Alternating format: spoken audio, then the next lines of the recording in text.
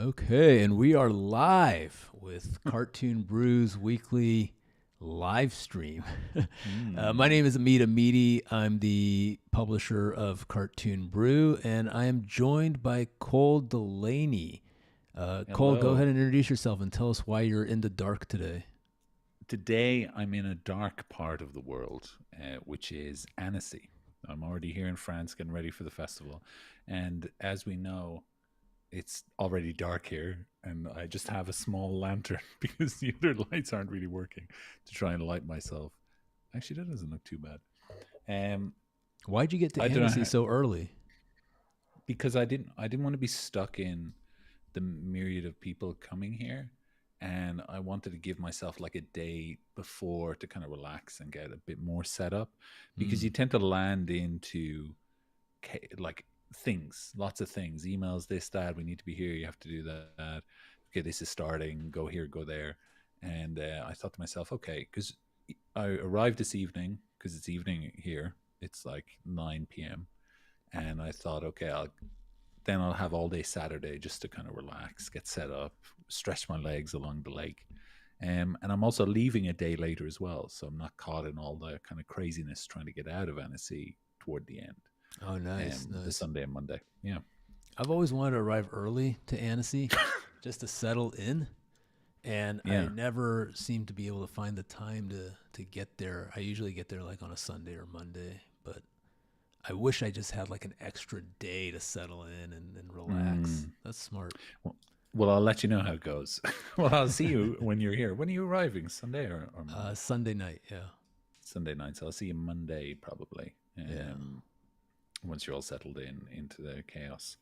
Ernesto Molina, lovely comment here. Nodding like working on animation while listening about the medium. Well, I'm going to plug myself here. You can also do that by listening to Animator's Breakfast. There you go. A podcast about animation when we're not live streaming. You can also do that. We have a really big day today on this live stream to talk about a bunch of different topics. Let's give just a quick overview of what we're going to talk about. We're going to talk about University of Arts in Philadelphia. The school just basically collapsed overnight. And we have a special guest who's going to come on in a few minutes to talk about that. He is the program director of the animation school at UArts. And he's going to kind of tell us a little bit about what's going on there from the inside.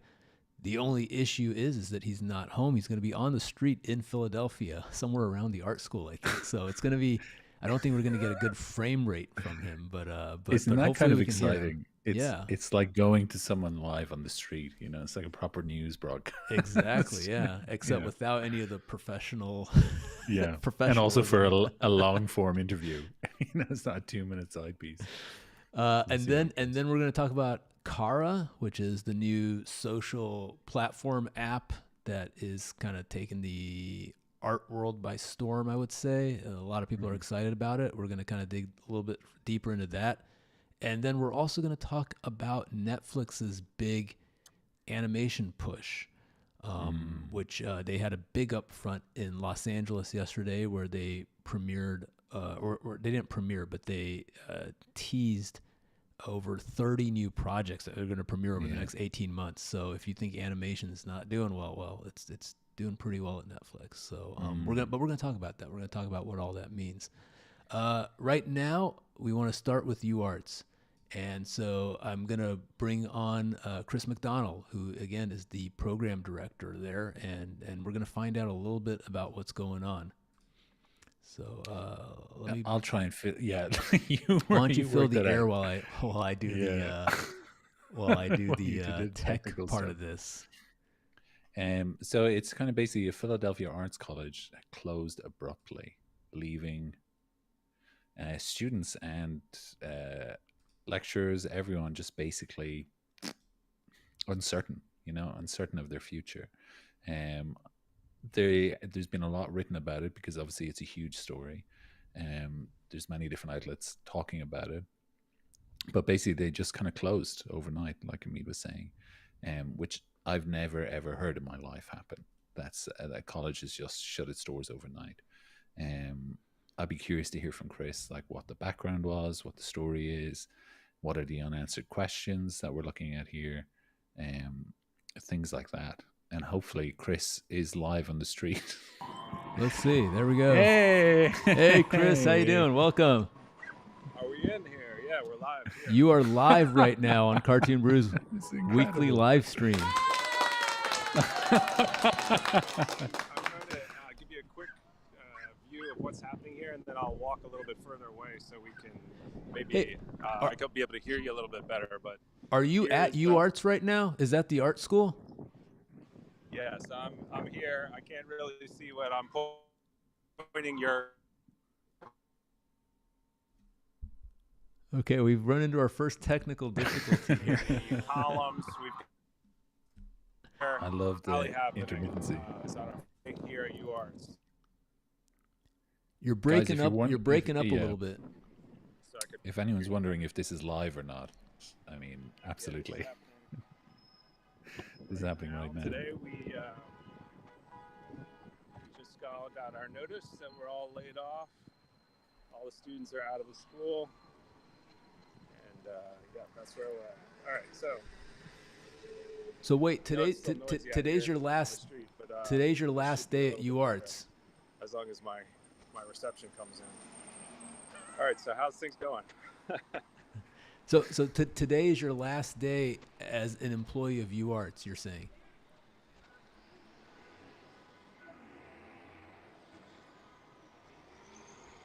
Yeah, can you hear me?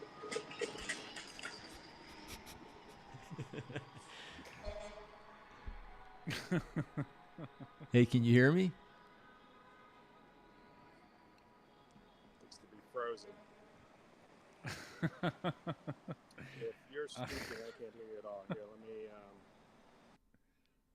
Uh-oh, we goodbye, lost him. Chris. Goodbye, Chris. Thanks for that update. So today, hang on, he's back. There we go. Hi, Chris. All right, so We lost you for a second. Technical glitch number one. Did I freeze? Yeah, you froze, and we lost your voice, but you're back. So hey, so well today. As could be expected. So today's your last day at UArts. Yeah, that's right. We had 7 days notice on Friday. We got the notice that the entire university was shutting down just after enrolling an entire fall. Summer sessions were just about to start. Pre-college, summer semester was the first day of the summer semester. And we had just enrolled, for us, in animation, record numbers of students. Every single department, the numbers of students coming to study with us was up. We beat all of our targets that they wanted us to achieve. And so we just wanted to make sure that the narrative that, it was about declining enrollment, we were actually trending up. So I introduced you as the program director of the animation part of the school. Is that correct? Yeah, that's correct. So I've been part of the full-time faculty since 2018. Before that, I was an adjunct. And then 2 years ago, I assumed the program director role for animation. So I was really, excited by that. I took like I said in a post I made, I was a true believer in the program. We were working our butts off all across the School of Film to improve the program and then convince more people to come and study with us because we really believed in what we were doing here. The school has a lot of legacy to it. There's a lot of people that have come out of that animation program. I just want to mention a few of the names, like Greg Miller, who created Robot Jones for Cartoon Network, Maxwell Adams, who created Billy and Mandy, Ciro Neely, who's showrunner on Turtles. I'm not sure which one, but also Hyper Monkey, Force Go. The brothers Quay, Muse Brooker, who's a great animator and director here in LA. Lot of legacy at this school. Honk if you agree. Yeah. Sorry. Yeah, sorry, the horns are getting louder. I'm gonna go dip into this dark alley. Uh-oh. Still with you? Yeah, you're here. Okay. Yeah. I have to agree. I mean, and I was so excited about our current students. I have to, of course, because I get to work with them, and all of our faculty was working with them, and they were making some really wild, one-of-a-kind stuff. I was excited for their futures. I still am. Of course, they're gonna land on their feet. But the way that the department really fostered individual filmmaking as one of the core parts of our curriculum, our students would make three films throughout the 4 years at least, and generally it was each of them directed their own. Of course, they would all beautifully help each other too. So as always, like this, finding their voice. You had so you had no clue that the school was going to close. Like, did the faculty, like, they were not aware that the school? Were you aware that the school had financial problems, or what did you know before last week when they just suddenly said we're closing? Yeah, we knew that there was financial problems, but to the extent that we knew that COVID, the pandemic, was a massive blow to all institutions, enrollment and students and stuff. we knew that we didn't have a big endowment or anything like that. We knew we were a small, relatively small art school. So we knew we were out all those gems, but from our level at the program directors, the faculty, up to the deans, none of us had any idea, and we were all surprised by the message on Friday that we were being shut down with 7 days notice. There's information coming out about buildings being mortgaged underwater. The previous president did a bunch of expansive building type things, not building buildings, but making big purchases, big, tentpole type things. But, if we were truly sunk by just there being a leak in one of our buildings, which I've heard is cited as one of the things, there was a leak that no one could fix that was costing millions of dollars. Like if a leak sunk this almost 150-year-old institution, it would just be terrible, ironically terrible.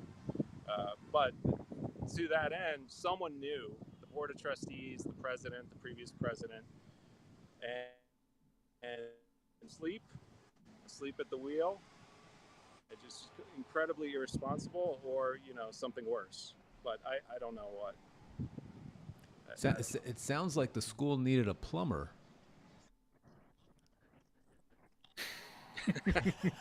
Yeah, you might say that. Hey, we got get the clogs out of unclog that board of trustees of all the people who were either had nefarious aims or just didn't know what they were doing. I mean, it was a rather large board, and it's a volunteer board, but I don't know if they knew what they were doing. Honestly, if it was this bad, a year ago when the new president came in, just under a year ago, then it should have just been all alarm bells and closing then. We're teaching out responsibly, we're closing down responsibly, if we were really there, But then what with the, they just had us continue to recruit, talented people, and we're going to have a record, as far as I'm concerned, a huge incoming class. No, I mean, I just wanted to ask, sorry, Amit, before you go on, Chris, just in regards to the reasoning, because in the Washington Post here, it says that UArts has faced financial struggle due to enrollment, right? Enrollment issues, declining enrollment over the last several years. But if I'm understanding what you're saying correctly, is it like almost a mismanagement of funds? Is that what you feel like was happening? I don't want to put you on the record or anything, but I'm just curious. Oh, goodbye. He did not like your question, Cole. Yeah, I know. I'm gonna leave this to you. He's back. Yeah. Let's do it. We're back. Cole, did you hear Cole's question or no? Up until the Washington Post was stating that we faced financial struggles. So continue after that, maybe? Yeah, due to declining enrollment for several years. That's what they're kind of saying here. Whereas if I'm understanding what you're saying correctly, it seems to be more mismanagement of finances. Is that correct? Not to put you on record, like, is that kind of your feeling? No, sure. Put me on the record. I don't have a job anymore. There's the narrative that we're pushing back on, which is the declining enrollment aspect. Mm-hmm. Historically, we have less enrollment than we did 10 years ago, 13 years ago. Sure, I think the university had 2,000 plus students at one point, maybe 2010, 2013. Mm-hmm. And granted that we're down to, I don't know, 1,100 or something at the worst of the pandemic. Don't quote me on these numbers. I mean, I'm saying them, but they're very rough. But the big picture is we're growing, or we were growing, year over year. A couple years ago, there was a new admissions consultant, a new admissions leader, and everyone across the university was working really hard to to grow our enrollment because we knew we were in trouble. We didn't know we were in mortal danger. We knew we were in trouble. So the declining enrollment thing is just an easy thing for people to say, but it didn't reflect the trend of the last few years where we've grown year over year.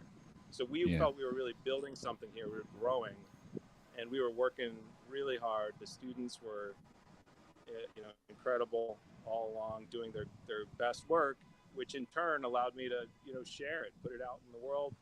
Their films are getting into different festivals. They're working,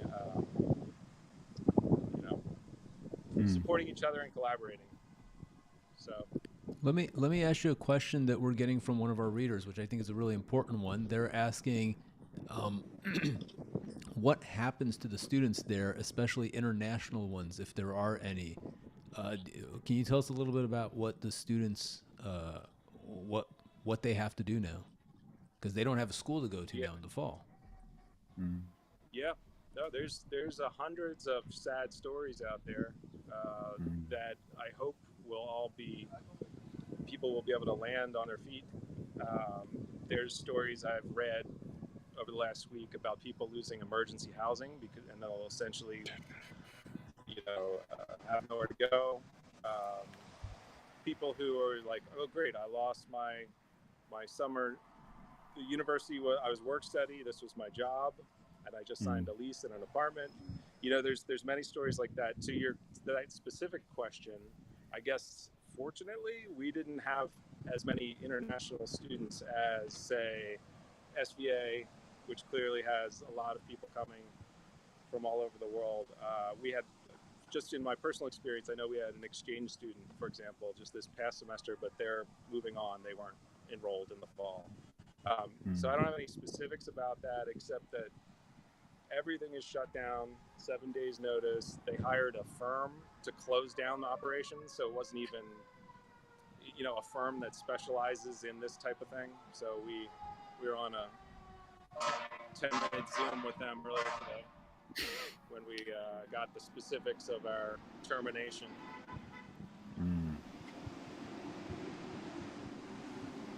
Yeah, it's just incredible. I've never heard of an art school just shutting down overnight, especially one with a legacy like UArts. It's really quite incredible. Someone is saying, for additional context on the Philly Art Schools, Pennsylvania Academy of the Fine Arts is closing their degree programs and will no longer accept new students, but graduate the upperclassmen. So apparently there's another school too that's closing. So PAFA just is shutting down their, just like you said, their degree program. They're going to remain one of the oldest art institutions in the country as a museum and with non-degree activities. They did it the way you're supposed to do it, which is you're supposed to teach out the students that you have, and just to push. Oh, also DCAD nearby in Delaware, which issued associate's degrees, which was often a feeder to our BFA program with transfer students. Great little college in Delaware. They also just closed. Wow. Anyway, the reason, just that's the other bit we've been pushing back on the story. I think it's out there, but UArts didn't lose its accreditation because of the school was rotten in the way we were doing things. It lost its accreditation this past weekend because they announced they were shutting down without a plan. So just in case no one had heard that before, that was the sequence of events. Yeah, initially when the story came out, there was a lot of people were like, the accreditation was lost. That's why they're shutting down. But it seems like it's happened in reverse. You guys shut down. They decided to shut down without notice. Exactly. Wow. It's a really sad story, but I really appreciate you coming on to talk more about this because I think it's an important one. UArts was certainly an important animation school on the East Coast as well as an important art school, and it's just tragic how it's ended. Is there anything else that you want to add to the story that people should know? Well, I mean, as you're indicating, it's going to be a huge loss for the city here on South Broad Street. It's just this was my, I came here myself for Saturday school, pre-college courses, a summer institute. One of my current colleagues, Lowell Boston, was my first animation teacher. Wow. All the way back in '95. I took a videography summer institute here with my friend, and our teacher was another artist who did, amazing videos like the Dead Milkman's Punk Rock Girl and the Public Enemy videos and stuff. And he taught us how to blow up stuff with magician's powder. I mean, it's just the kind of stuff you get at an art school. You just can't get anywhere else. It's just, that was a mistake. That was great. Yeah, oh, that's a cool mistake. It's a total mistake. No, I think it was appropriate. Yeah, it was appropriate. So you're gonna do an inappropriate sound effect right when I start crying?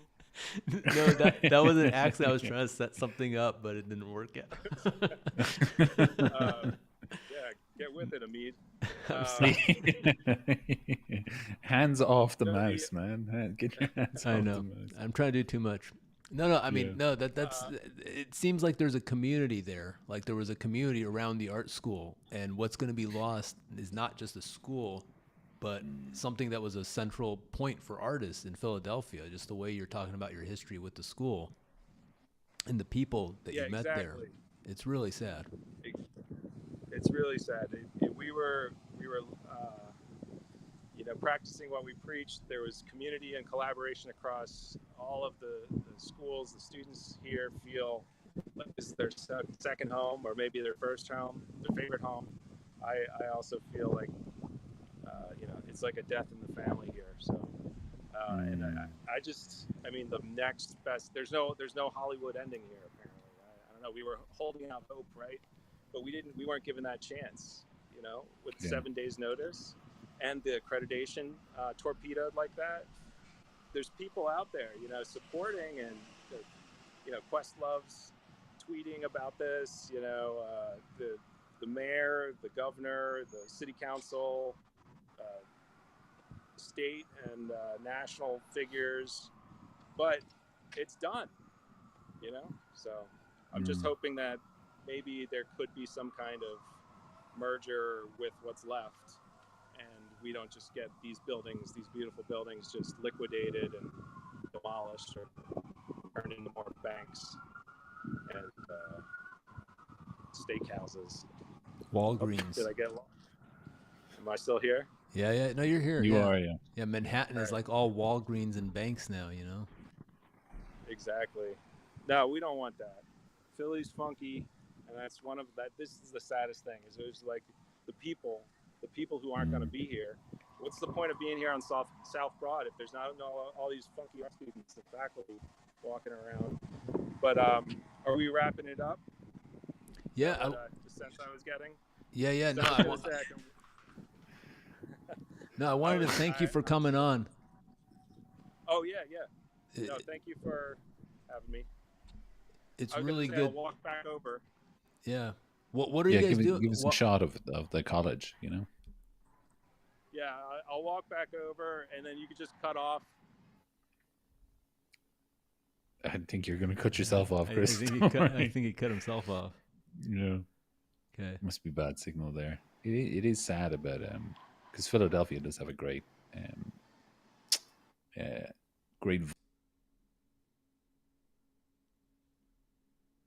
Boy, we cut everybody off. There we go. Let's bring you back on. I'm sorry, I cut everyone off there. Everyone off. Not happy with anyone saying. Let's go back to this screen. Yeah. And, thanks, Chris. Actually, Chris is back, so let's bring him back on. Yeah. Hey, are you there, Chris? Hey, are you there? Nope. Okay. Well. Okay. Goodbye. Goodbye, Chris. Thanks for the live update. it is sad about Philadelphia because there's great arts there, really and truly. When I lived in Philadelphia, I loved going to places like South Street and just, feeling the vibe of the place was really amazing. Whereas now it just seems to not be part of the world, unfortunately. I was looking because one of our commenters said that the Philadelphia Inquirer has been doing some really good um, coverage of this. And they have one article which is basically um, students giving their thoughts, which I thought I'll read some out if you'd like. Please do that. Yeah, so here's one student called Ella Carter. She said that I have 12 credits left to graduate, only 9 if I drop my minor. I've no idea where to transfer to or where to live. My friends are having to consider breaking leases they renewed only months ago. It's a nightmare, right? That's one student. Another one, Tiva Dang here. I'm very scared, frustrated, and unsure, but I am not giving up on my education. That's lovely. I am in the process of looking for schools to transfer to so I can continue my education and graduation on time. Here we go. Jonathan Bartlett, faculty and graduate. My feelings now are anger first. You don't oopsie your way into a $40 million problem. Those in charge didn't actually believe the UArts or understand its importance, necessity to people. Those people are not UArts. The teacher, the students, the staff, they are UArts. Some really nice sentiment there, And also sad something and yeah. I was going to say something I read is that a lot of art schools across the U.S. are reopening applications for UArts specifically to take in applications. There's like a bunch of different art schools that are want people to come to their schools, and so they've actually reopened their portals. I think there's one specific central portal that you can go to apply to all these different art schools. So there is some kind of grassroots kind of trying to do something for the students. Yeah. But it's an incredibly sad story and also very unnecessary. I think that any of this happened. Yeah. So there's something going on. I don't think we're going to know the whole story for a while, but we want to move on to another story right now because I know you got to go eat dinner. So if my dinner arrives in the middle of this, we'll see what happens. You did Uber Eats or something. Yeah, because I had to be here. Okay. And well, let's go on to our next story. Cara. Though. It's Cara. I don't know how you say it, but how would you say it? Yeah. I say Cara. Sorry. I'm not sure if that's the right way to say it. Cara. But yeah, probably Cara to be fair. Yeah, everyone's running to Cara.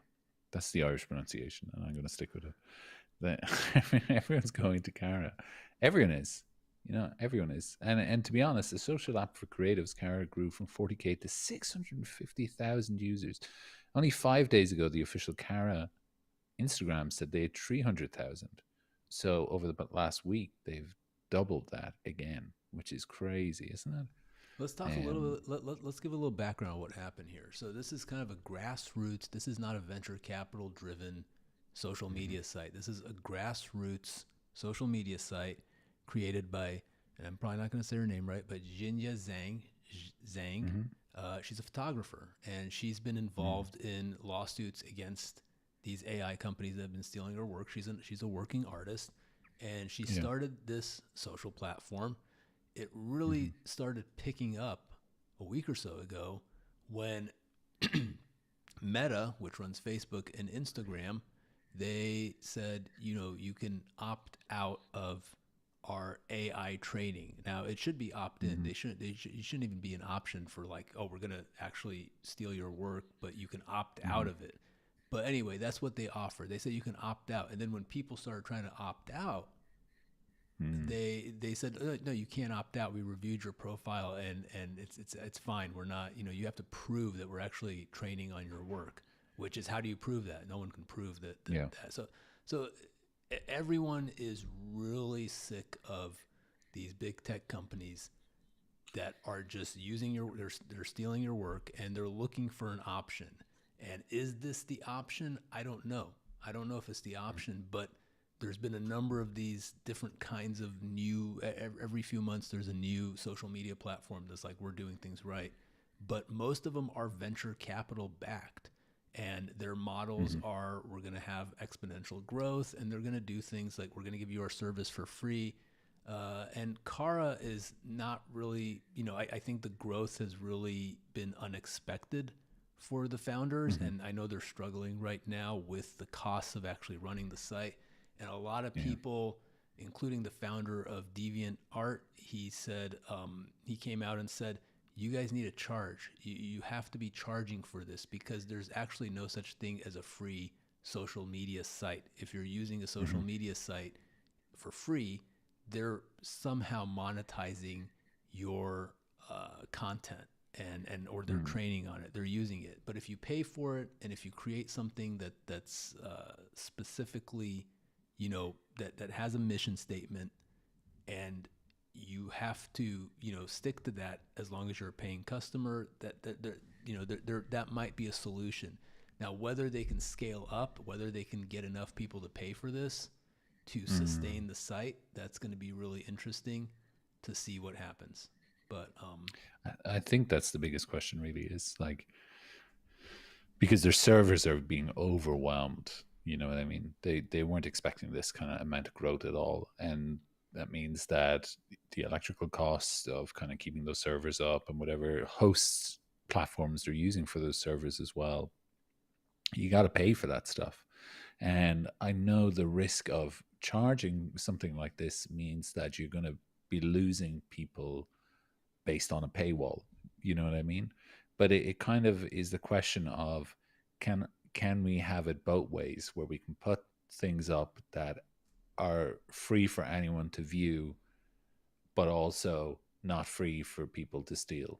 Do you know what I mean? Because if you're posting in the public domain, then I know this is slightly outside of it, because Meta, the company themselves, are like, well, we're going to train on this.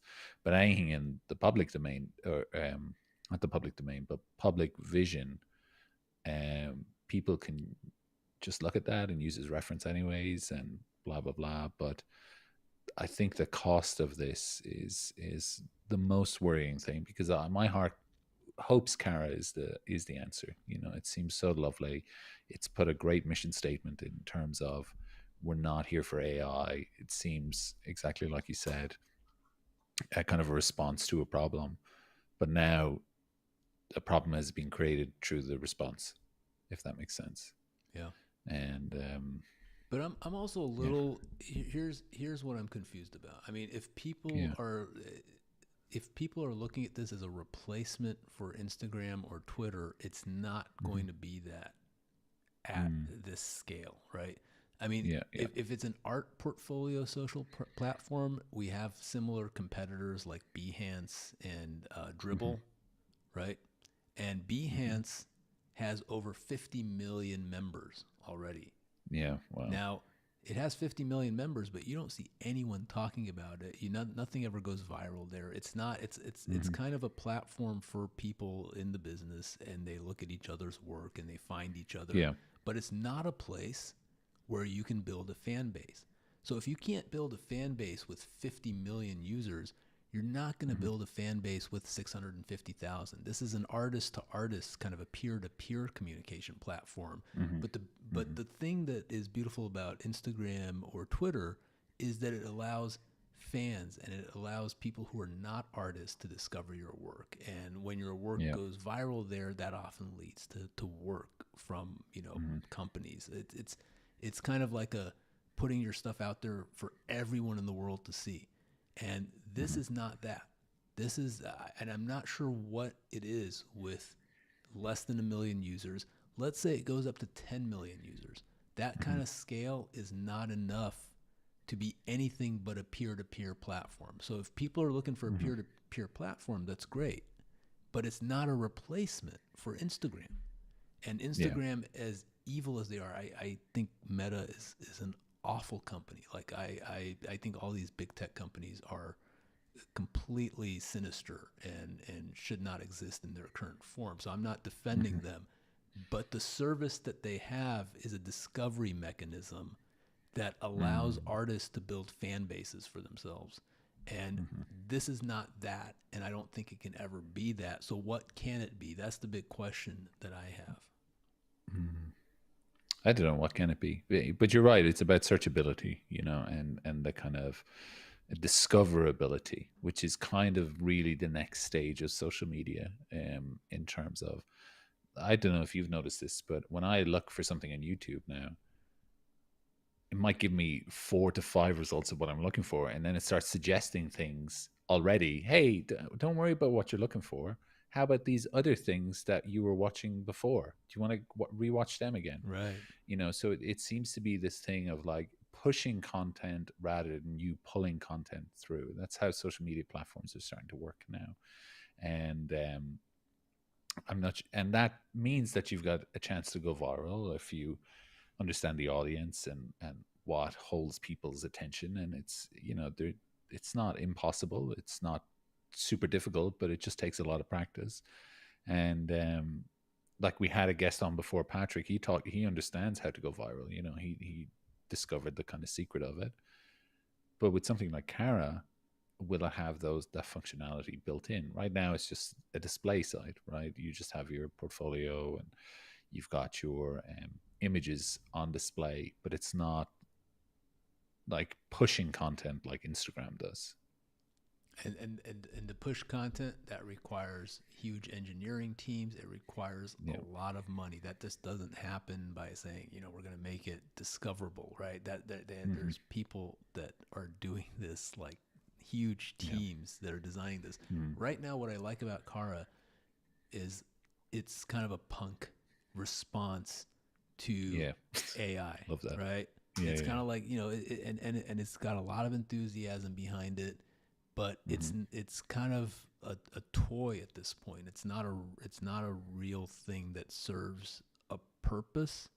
It could potentially serve it, and that's great. And we're obviously going to support it and hope they figure it out. But it's not a solution to, I'm leaving Instagram and I'm going to go to somewhere where no one is. Well, that's not really a solution for your career. But also, I understand why people are going to it, right? Because I also, if I was an artist, I wouldn't want, Instagram, using all my content to train on. I wouldn't post anything on there. Cartoon Brew, we know our stuff is being scraped by the AI companies, all of our text, and they're using it to train and learn about animation. We know that's happening. There's just nothing you can do about it. It's so. I mean, I'm going to go get my food. You continue talking there. I'll be back in 2 minutes, okay? Okay, sounds right back. So yeah, that's where we are with play around of applause. Yep. That's where we are with Cara right now. I don't know what's going to happen with it, but we'll see. We're going to keep a really close eye on it on Cartoon Brew, and over the past week or so, there have been literally, hundreds of people in the animation community who have been moving on to that platform, and I expect a lot more are going to move on, and I hope it keeps growing. But, we don't know what's going to happen. We're going to move on to our final topic for today, which is this. And it's showing on backwards here on the screen, but this is a little program book that Netflix gave out yesterday. So Netflix in Los Angeles yesterday, they had a huge upfront presentation for animation. They called it Next on Netflix Animation. They have never done an upfront presentation for animation before. So this is the first time that they've actually shown all their animated works to the media in the event. There were a lot of actors there. Nick Kroll was there, talking about Big Mouth. Nathan Lane was there to talk about his role in Skydance Animation's Spellbound. Craig Robinson was there. He's the star voice of an upcoming feature at Netflix called In Your Dreams. So they really pulled out all the stops. There were about 150 media people there. Everyone in LA that covers the entertainment industry showed up for this. And it was a really nice event. A lot of the directors were there for the upcoming features that Netflix has. And it was really interesting to attend an event where animation right now, the narrative is that it's all negative.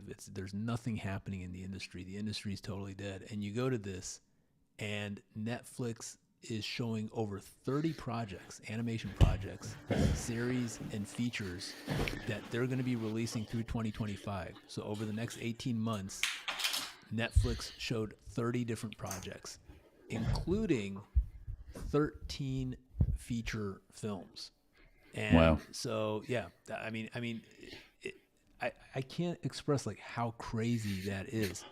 In the U.S. animation industry, like in 10 years ago, there would not be 13 studio feature films from all the studios combined. And Netflix, in the next 18 months, they're putting out 13 features, one like almost every 6 weeks. I mean, if you think about it, it's absolutely crazy. So it was really refreshing to go to an event where like, oh, the industry's not doing well, but then you also see this, and then you're like, well, there's a lot happening. The thing is, it's not all happening in LA. It's Yes. a lot of these features are being made in the UK. They're being made in France. They're being made in Japan. They're being made all over the world, in Canada and India. So the animation industry is incredibly robust right now, and Netflix is taking advantage of that. But they're not doing it all in LA. And that's a significant change from 5 years ago when they launched Netflix Animation in LA, and they said, we're going to develop all these projects in-house, and then we're going to do pre-production in-house, and then we're going to produce them at other studios. Now they're partnering up front with these foreign studios, and they're doing a lot of pre-production elsewhere and also the production elsewhere. So they've changed their model. They did build up, and they did lay off a ton of people in LA, but they didn't lay them off just as the shows ended. They just didn't, they didn't go forward with them. So their model has certainly changed from a few years ago. But going to this event yesterday was really eye-opening, because you realize like there is simply no other streamer has figured out what Netflix is doing, which is that they're targeting preschool, family audiences, adult animation, action. Anime is a huge thing for them. They're doing everything, and it's not like, Disney Plus like puts out like 1 or 2 shows a year, and they're all branded IP. Netflix is taking risks. They're doing all kinds of different shows, and they're just throwing things out there. And it was an incredible kind of look at what they're doing. I showed this. You were off screen, Cole, but they gave out this little booklet yesterday. Oh, nice! For a lot of their upcoming projects. But it was their first upfront for animation, and it was actually surprising that they haven't done an upfront before. So yeah. Well, they usually, every time I'm here in Annecy, they always have a big, huge presence. The last 2 years. And they always are announcing a huge slate of things. I think some of the most viewed content on Netflix is animation, right? They take it very seriously, and they know that they need to kind of keep going in terms of creating content. I mean, some of the stuff is huge, like the second season of Arcane is in there. You can see it. Wallace and Gromit, of course, classic. So much stuff. Coco Melon, wow. Oh my God. And you know what, everyone was talking about Leo last year as well. That did incredibly well, really, really well. So they do take it very, very seriously. And Ultraman, that's premiering here, isn't it? Yeah, the premiere is here in Annecy.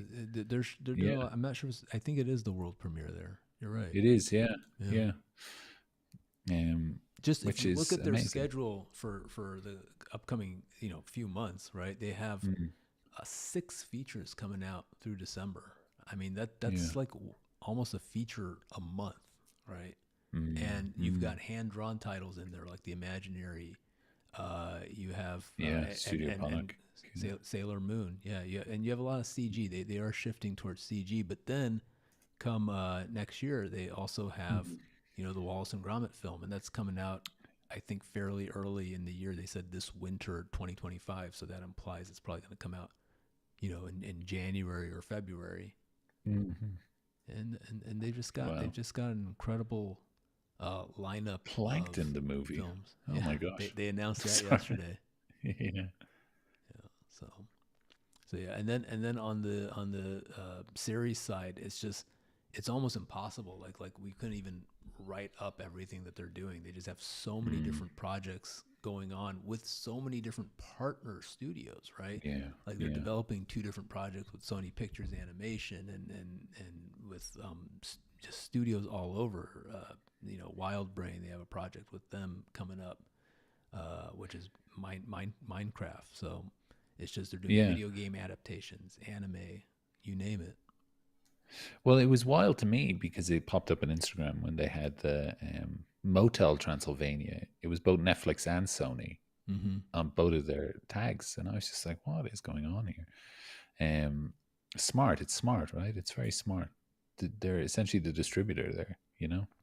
Well, no, but they're actually involved in the development of the Oh project. yeah, except for that. Sorry, I mean, There's yeah. more, so this is kind of a Mm, newish model. I mean, mhm, typically what they would have done 5 years ago, when their vision when they started Netflix animation 5 years ago, was that mhm. we're gonna do pre-production and develop all these shows in house. And that's completely unfeasible at the scale that they were trying to Yeah. do it. You would have to have a studio of like 2,000, 3,000 people, right?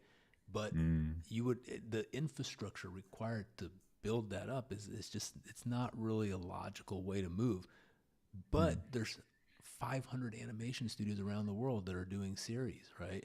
So why mhm. not just partner with those studios and have them develop those shows, and you can have oversight of it from Netflix, it's just in kind of the Yeah. general direction that you want to go. But you Mhm. don't need to, have everybody in house. Now that's not good Yeah. news for the LA animation industry necessarily, but that from a business standpoint, it actually makes some sense. Mm, mm. So they got their Netflix has their big party coming up on Wednesday at in the Oh, is castle. it? In the castle, yeah. So you should Well, be. I have to. Well, I'll see if I get an invite. I'll have to knuckle my way in to see who's the rep, you know. But yeah, I'll see what I can do. I've gotten the invites for all the other ones, but Netflix haven't knocked on my door this year. I'm sure it'll come through. What'd you get for Oh, dinner? don't you worry. Just some pizza in Oh, France, you nice, know. nice. Great decision. Some classic French food. Just something to eat, you know. I didn't have to think about. Wow, it is amazing though about Netflix, and I was so curious to see what their presence would be like this year here because I hadn't really paid attention to them too much because DreamWorks have a big presence this year as well, and uh, and Disney of course always, but yeah, Netflix, well done. Yeah. So I think just to close off, one of the reasons they did this show in LA yesterday, the upfront, they timed it specifically to the week before Annecy. They're not showing Hmm. exactly the same things at both of these events, but they are similar because they have the same projects coming out, obviously, and Mm. they're really making a big deal around Annecy now. So this was designed for all the media in LA who, there was 150, maybe, 20, 30 of them were going to Annecy, but there's over Mm. 100 that aren't going there. So they wanted to show what they're doing to make sure that the timing of these announcements, makes sense at Annecy next week, because now the Yeah, entertainment media in LA also knows what's going on. And this is something that's happening a lot more frequently in LA right now, from at least my perspective, is that the major studios are doing a lot of events in LA around Annecy in the weeks ahead to kind of wow. let people know what they're going to be doing at Annecy. It's Mm. becoming a huge thing. Like I said, it's the new Comic Con right now, Yeah, and yeah. and it's really exciting. It's very exciting to see what's happening. Yeah, it's exciting that they take it so seriously, you know, Yeah, really seriously, because a lot of people still feel Annecy is a very arts festival, but you know, it's so, and it is. Don't get me wrong, it is. They've definitely kept that energy, and you can feel that walking around the town, and even looking at the program, the amount of things that they have, you know, and especially what they accept in. There's a couple of movies I'm really looking forward to. Like I said last week and the week before, Glassworker. I'm looking forward to seeing that. And there's a filmmaker called Denver Jackson who he basically self-made his own feature-length animated film. I think it's called The World's Divide. Oh, there goes my camera. So I guess that's it. I mean, thank you for your time. Well, hey, I'll make my camera go dark too. But anyway, I will see you there soon in Annecy, Cole. It's going to be an exciting week next week. We're not going to do our live stream next week because obviously we'll both be there, and it might be a bit difficult to set up. But we will be back the following week, the following Friday, to do kind of a wrap up of everything that we experienced at Annecy and talk more about that. Yeah. So we'll chat to you then, guys. Okay. Thank you very much for joining us. Did we even? Yeah, thank you so much. Sorry for not reading the comments there toward the end, but thank you so much, guys. Have a good week. Okay. Bye-bye, everybody.